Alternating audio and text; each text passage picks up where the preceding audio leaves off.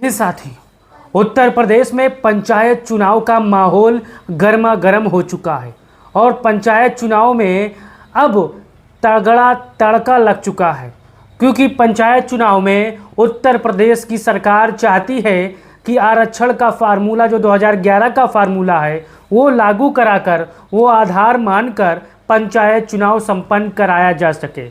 आज मैं आपको बताने वाला हूं कि 2011 का जो जनगणना आधार मानकर या 1995 में क्या अंतर है और क्या फ़ायदा होगा अगर 2011 का लागू होगा या 1995 का लागू होगा। अगर आप भी उत्तर प्रदेश के रहने वाले हो, आप भी प्रधानी का चुनाव लड़ने जा रहे हो, तो आप इस चैनल को सब्सक्राइब कर लो और फेसबुक पेज को फॉलो कर लो ताकि हर अपडेट आपको सबसे पहले मिले। साथियों, आप हमारे पीछे तस्वीर देख सकते हो 2026 का यूपी पंचायत चुनाव 2011 की जनगणना के आधार पर होगा।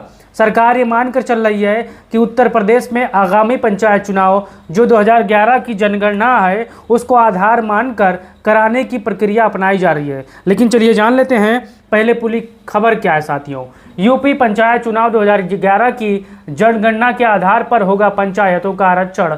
33% सीटें महिलाओं के लिए होगा आरक्षित। आप सभी ये चीज़ जान रहे हो, लेकिन मैं आपको इस वीडियो के माध्यम से बताने वाला हूँ कि जो 2011 का जनगणना आधार मानकर जब पंचायत चुनाव कराई जाएगी तो इससे क्या फ़ायदा होगा और क्या नुकसान होगा, और 1995 का अगर फार्मूला अपनाया जाए तो उसमें क्या नुकसान है और क्या फ़ायदे हैं। साथियों, अब यहाँ पर आप देख सकते हैं सार यूपी पंचायत चुनाव पंचायती राज मंत्री ओम प्रकाश राजभर ने कहा है कि त्रिस्तरीय पंचायत चुनाव के तहत ग्राम पंचायतों में आरक्षण की व्यवस्था 2011 की जनगणना के आधार पर होगा। यानी सरकार भी मान रही है कि 2011 ही ठीक ठाक रहेगा। लेकिन अब चलिए जान लेते हैं, यहाँ पर आप देख सकते हैं मैंने एक चार्ट लगा दिया है 2011 की जनगणना के आधार पर पंचायत चुनाव होने के फायदे। अगर 2011 का जनगणना मानकर उत्तर प्रदेश में पंचायत चुनाव होंगे तो क्या फ़ायदा होगा।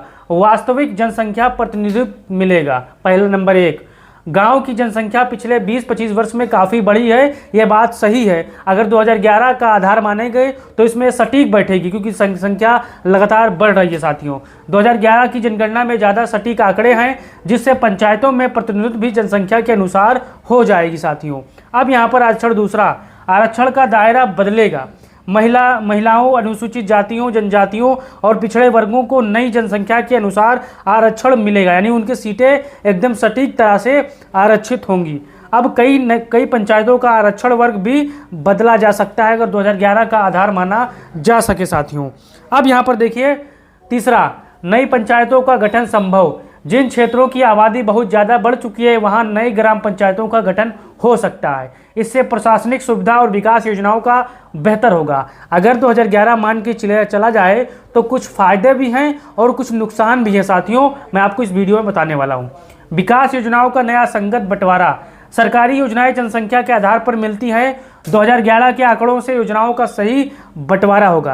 यानी अब सभी को पता है कि जिसकी जितनी संख्या उसकी उतनी हिस्सेदारी वाला फार्मूला यहाँ पर 2011 की जनगणना में लागू होगा। पाँचवां, युवा वर्ग को अधिक अवसर मिलेंगे। जनसंख्या के आधार पर सीटें मिलेंगी, जिससे ज़्यादा लोग चुनाव लड़ पाएंगे। ये बात सही है, एकदम सटीक है। साथियों, अब यहाँ पर आप देखिए 1995 और 2011 की जनगणना में क्या अंतर है, इसी चीज़ को आपको समझना है। और अगर बात हमारी समझ में आ चुकी है तो आप कमेंट बॉक्स में आपको बताना है। अब यहाँ पर देखिए विषय 1995 अनुमानित 2011 सरकारी जनगणना। भारत की कुल जनसंख्या 1995 में 90 करोड़ अनुमानित है। साथियों, लेकिन 2011 की जनगणना के अनुसार 131 करोड़ है।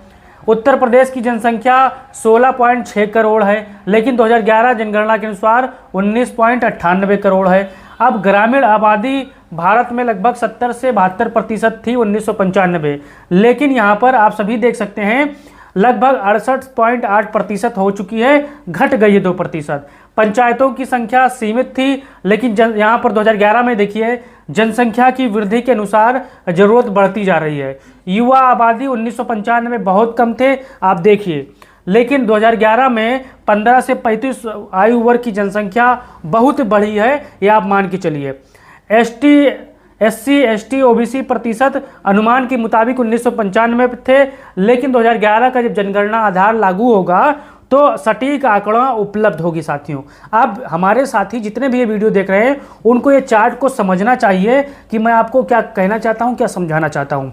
2011 का जो जनगणना है हमारे हिसाब से बहुत ही बेहतर है, और सरकार जो करने जा रही है, मैं सरकार के लोगों को भी बधाई देना चाहता हूँ, क्योंकि ये सही सटीक अंतर है। और आप यहाँ पर आप देख सकते हैं, ये बातें आपको ध्यान देनी है और समझनी है।